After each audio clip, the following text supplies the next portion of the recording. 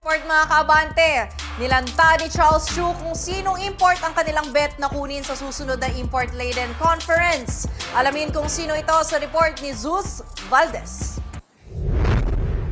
Bukod sa ugong-ugong na kukunin ng Converge 5RXers former NBA champion and 3-time Defensive Player of the Year Dwight Howard at 4-time NBA All-Star DeMarcus Cousins, may isa pang nililigawan ang kuponan na pamilyar na sa mga PBA fans. Sa isang text message, kinumpirma ni Converge Assistant Coach Charles Chu na nais nilang kunin si Chris McCullough para sa kanilang kuponan. Matatandaan na si McCullough ay dating naglaro para sa San Miguel Beermen noong 2019 PBA Commissioner's Cup. Naging kampiyon doon si McCullough, ngunit hindi na ito nakabalik pa sa PBA kahit pa crowd favorite ang dating NBA players sa mga Pinoy fans. Lumaro rin si McCullough sa Strong Group Athletics sa 43rd Jones Cup kung saan naiselyo ng SGA ang kampyonato.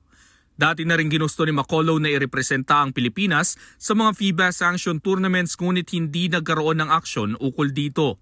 Sa mensahe ni Chu, mistulang gustong may bawian si McCullough kaya gustong-gusto nitong makalaro sa Pilipinas ulit. Tiyak na aabangan ng mga fans kung sakaling matuloy si McCullough na maglaro para sa Converge sa paparating na Commissioner's Cup. Ako, si Zeus Valdez, Abante Sports, nauna.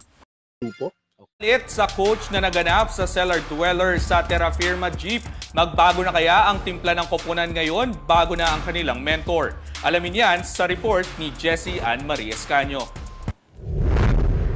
Nagkaroon ng balasahan ng tao sa coaching staff ng Terra Firma Jeep habang kasagsagan ng PBA Governors Cup playoffs. Si Raymond Tionco na ang tatayong interim head coach ng koponan para pansamantalang palitan si John Del Cardel. 6 na season na nagsilbi si Cardel bilang head coach ng Jeep na nagsimula pa noong 2018 matapos niyang palitan si Ricky Dandan. Ayon kay dating Terra Firma team manager Ronald Tubid, nagsimula na silang mag-practice kung saan si Tionco ang coach buhat pa noong Lunes. Magiging deputy coach naman ng Terra Firma si Raymond Gavieres habang magiging parte na rin ng coaching staff si Tubid. Papalitan siya ni EC Valdemar para maging manager ng koponan. Pinakamalayong narating ng Terra Firma ay noong season 48 ng PBA Philippine Cup kung saan nakaabot sila sa quarterfinals sa pangunguna ni Stephen Holt, Isaac Go at Wami Tiongson. Ngunit bago magsimula ang season 48 ay pinakawalan sina Holt at Go para ibigay sa Ginebra kapalit sina Christian Stan Hardinger at Stanley Pringle. Susubukan ni Tionco na pagandahin ang record ng Terra Firma na kilalang cellar dweller sa liga. Ako si Jessie Escanio, Abante Sports.